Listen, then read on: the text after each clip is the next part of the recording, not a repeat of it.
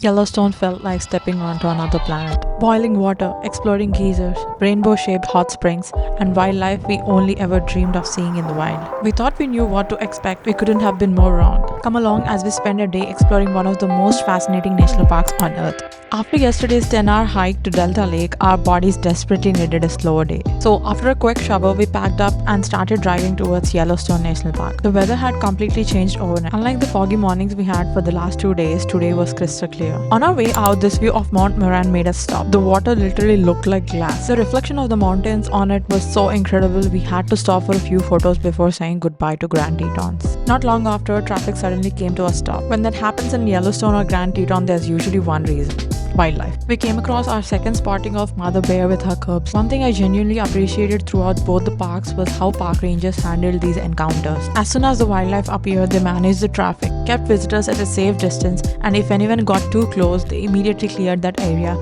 to make sure the animals and people stayed safe. It was a great reminder that we were visitors in their home, not the other way around. The drive to Yellowstone itself was beautiful. It was so scenic.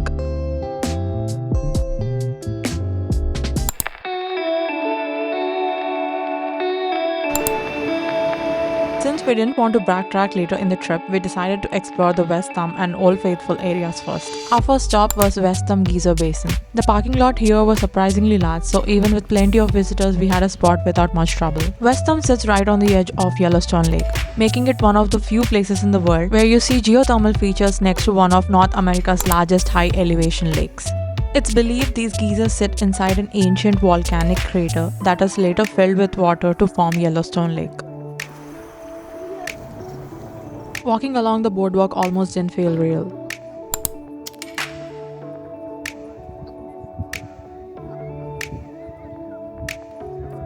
Every pool had a different color, different temperature, and its own personality. The bright yellow and orange edges you see aren't minerals or paint. They are actually heat-loving microorganisms called thermophiles. Different species thrive at different temperatures, creating the incredible colors Yellowstone is famous for. This unique pool is called Fishing Cone, one of Yellowstone's most famous geysers. Years ago, people would actually catch fish from Yellowstone Lake and lower them into the hot water beside the cone to cook them. Thankfully, that's no longer allowed, but it's one of those fascinating stories that has become part of Yellowstone's history.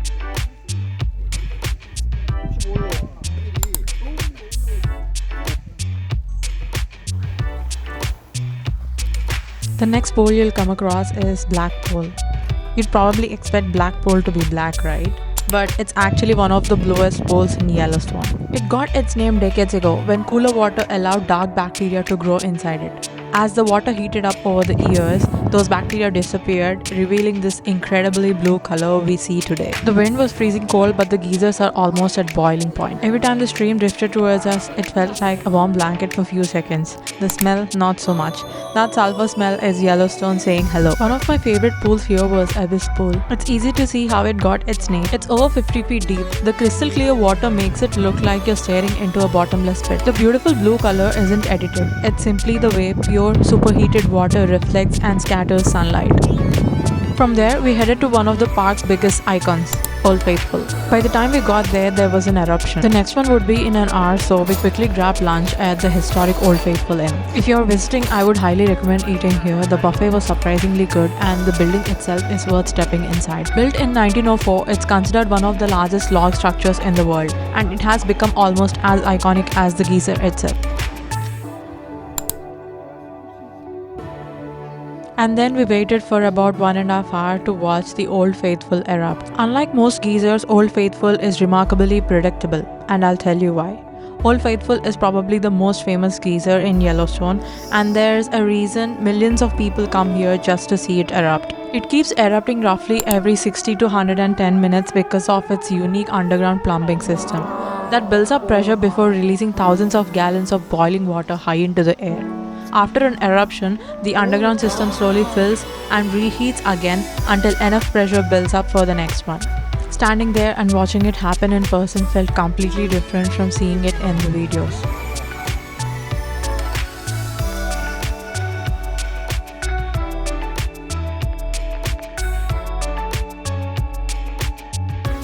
Today, it can shoot thousands of gallons of boiling water up to around 100 to 180 feet into the air. And watching that happen in person feels like witnessing the earth breathe.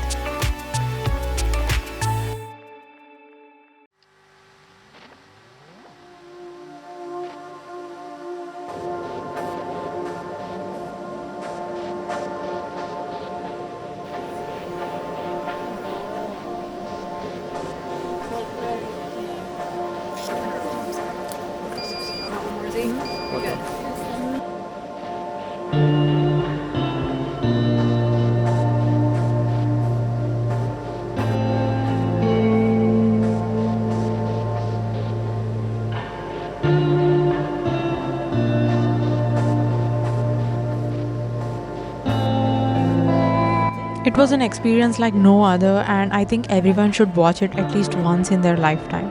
And on our way to the visitor center, we also spotted a beautiful mountain bluebird, one of the most striking birds in the western United States.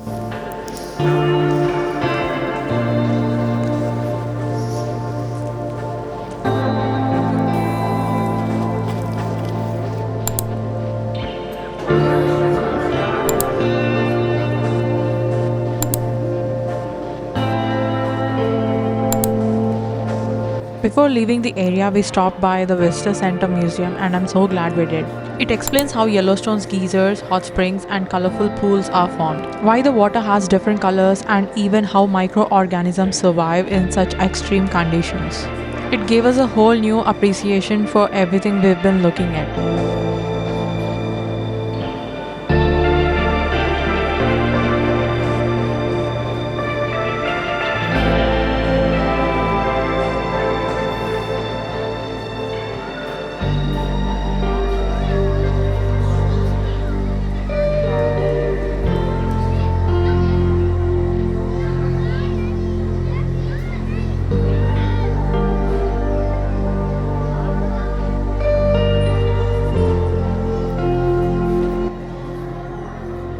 And there was also this incredibly realistic wolf display that genuinely made me stop for a second because I thought it was real. All around the visitor center, you'll find screens showing the predicted time for next eruption. You can also check the schedule on National Park Service website before you visit. On our way out of the Old Faithful, we spotted our first bison munching on grass.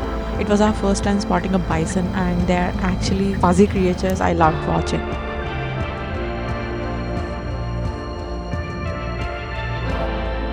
Our next stop was the Upper Geyser Basin, and the moment we stepped into the boardwalk, it felt like the earth was alive. Steam was rising everywhere, pools were bubbling, and geysers seemed to be erupting in every direction. This area is home to the world's largest concentration of geysers, with more than 150 geothermal features packed into a relatively small area. It's one of the most active geothermal landscapes on the planet.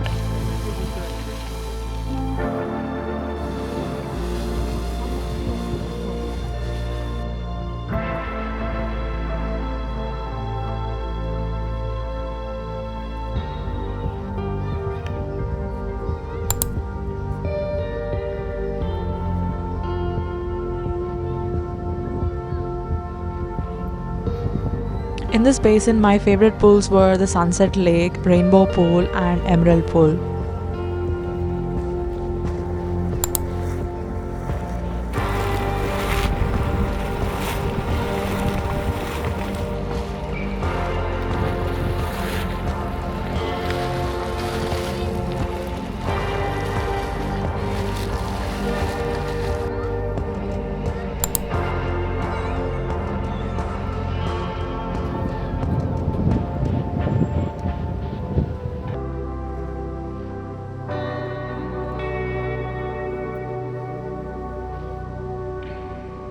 The Sunset Lake looked like someone had painted a rainbow beneath the water. The deep blue center slowly blended into the shades of green, yellow, orange, and even hints of red around the edges.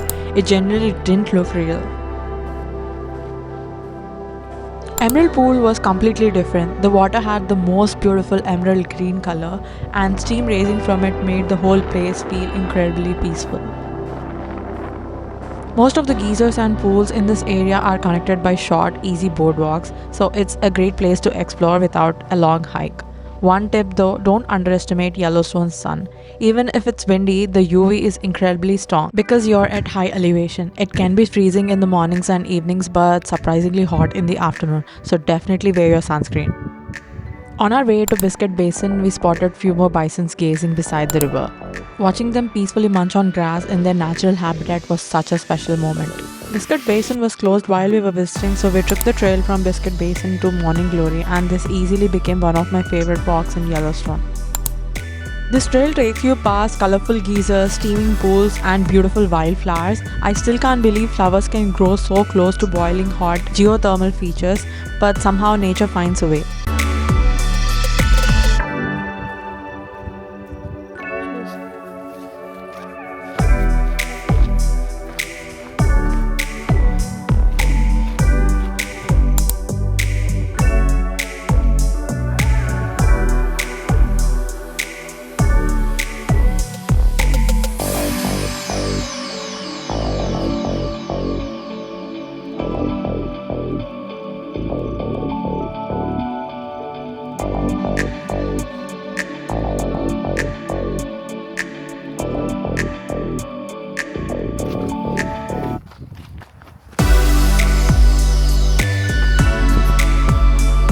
And then we reached Morning Glory Pool. It's named after Morning Glory flower because of its beautiful blue center, surrounded by yellow and green edges. Years ago, the pool was even bluer than it is today, but unfortunately, visitors threw coins, rocks, and other trash into it for decades. The debris partly blocked the underground vents, changing the water temperature and allowing different microorganisms to grow, which changed its colors. It actually took park staff nearly an year to remove all that trash from the pool. It's such a good reminder that even something as small as tossing a coin into nature can have lasting consequences. Please leave these places exactly as you found them so future generations can enjoy them too.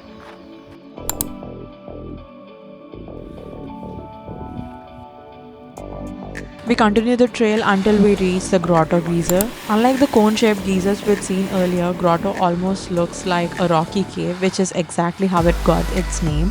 Over thousands of years, minerals carried by the hot water have built up these unique formations, making it one of the most unusual geysers in Yellowstone.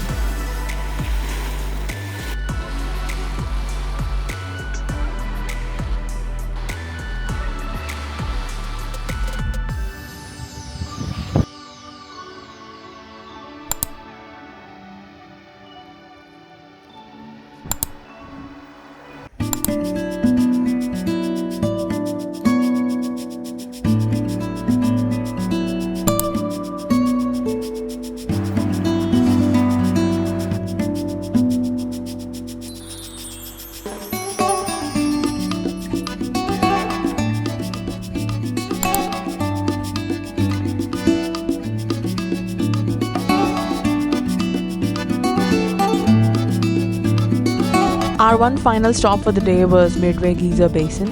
Although it's one of the smallest geyser basins in Yellowstone, it's home to one of the most famous geothermal features in the world, Grand Prismatic Spring.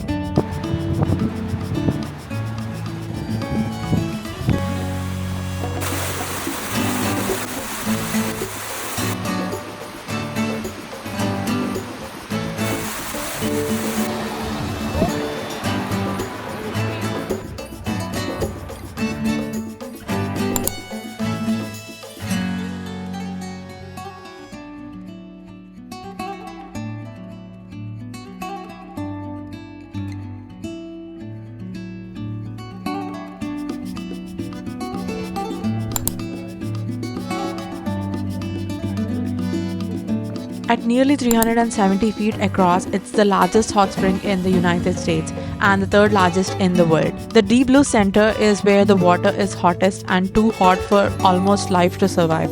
Around the edges, as the water cools, different heat-loving organisms create their incredible rings of the green, yellow, orange, and red that make Grand Prismatic look like a giant rainbow. Seeing it in person was even more surreal than I had imagined. I was a little disappointed I couldn't see the whole from top view. Turns out there is another trail to see it from far. We'll be coming back to see that again, but for now we'll be heading back to West Yellowstone, Montana for our stay.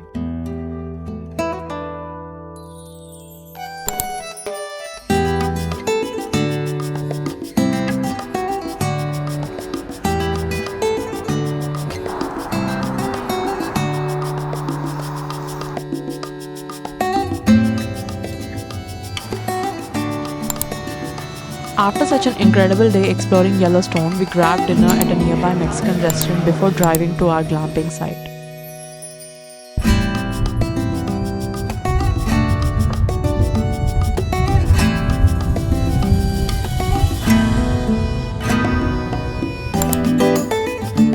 By the time we arrived, it was already dark, the temperature had dropped and it was freezing outside. We found our tent and called it a night and got that much needed rest. Tomorrow we'll be heading to Lamar Valley to look for more wildlife and explore some more Yellowstone's incredible hot springs. And I'll see you tomorrow. Till then, take care. Bye.